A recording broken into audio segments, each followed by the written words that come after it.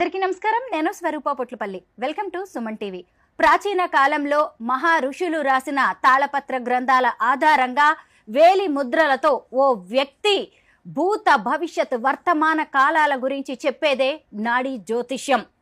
అగస్త్య మహాముని వంటి వారు రాసిన తాళపత్ర గ్రంథాలను ఈ నాడీ జ్యోతిష్యంలో ఉపయోగిస్తూ ఉంటారు. తమిళనాడులోని వైతీశ్వర్ కోయిల్ దీనికి ఎంతో ప్రసిద్ధి చెందింది. ఈ కోయిల్కి చెందిన 5వ తరం వారైన రమేష్ గారి శిష్యులైన నాడీ జ్యోతిష్యంలో ఎంతో పేరు తెచ్చుకున్న గురూజీతో మాట్లాడి ఇవాళ అనేక విషయాలు తెలుసుకుందాం. నమస్తే గురూజీ. బాగున్నారా?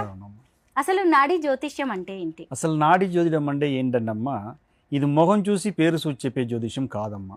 ఇది బొట్టన వేలు త్వర చూసి చెప్పే జ్యోతిష్యం. అంటే ఆడవాళ్ళకి ఇడం చెయ్యి, మగవాళ్ళకి కుడి చెయ్యి. ముందు తెలుసుకోవాలంటే ఎవరు తెలుసుకోవాలి, వాళ్ళుడి వేలుముద్ర మనకి కావాలమ్మా. అంటే వేలుముద్ర ఒక పేపర్ మీద ఇచ్చి మనకి ఇవ్వాలి. ఇచ్చిన తర్వాత మన దగ్గర పాత కాలంలో అగత్య మహర్షి రాసిన తాటాకు తాళపత్ర గ్రంథం ఉంటుంది. ఆ తాళపత్ర గ్రంథం మీరు సంబంధించిన వేలుముద్రకి సంబంధించిన తాళపత్ర గ్రంథం ఉందా లేదని ముందు చెక్ చేస్తాం. ఇది అందరికీ దొరకదమ్మా.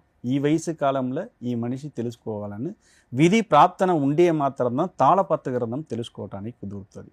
అసలు మామూలు జ్యోతిష్యకు నాడీ జ్యోతిష్యం తేడా ఏంటంటే, మామూలు జ్యోతిష్యం ఏంటంటే ఒక్కొక్క మనిషిడే పేరు వివరాలు ఉండాలి, లేకపోతే చేయి చూసి, లేకపోతే డేట్ ఆఫ్ బర్త్ ఉండే మాత్రం బంధువులు గారు చెప్పబడతారు.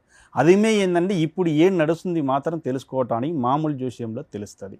నాడీ జ్యోతిష్యంలో ఏంటంటే జాతకమే లేకుండా ఉండే వాళ్ళకు ఓన్లీ బొట్టన వేలుతోటి వాళ్ళుడి చివరి కాల వరకు తెలుసుకోవటానికి కుదురుతుందమ్మా. ఇది నాడీ జ్యోతిష్యం అంటారమ్మా. గురూజీ, ఒక మనిషి మీ దగ్గరికి రాకుండా బొటన వేలు ముద్రని ఒక పేపర్ మీద వేసి పంపిస్తే మీరు జాతకం చెప్తారా? ఇప్పుడు మనిషి రావాలన్న అవసరం లేదమ్మా. కంపల్సరీ ఎవరు తెలుసుకోవాలి, వాళ్ళు వేలుముద్ర మనకు పంపిస్తే దాని ప్రకారం ఏంటంటే మీరు మొబైల్ ఆన్లైన్లో కానీ ఆఫ్లైన్లో కానీ ఇలాగ తెలుసుకోవడానికి కుదురుతుంది.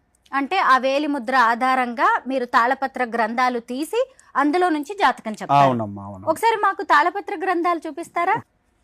ఇది తాళపత్ర గ్రంథం అంటారు.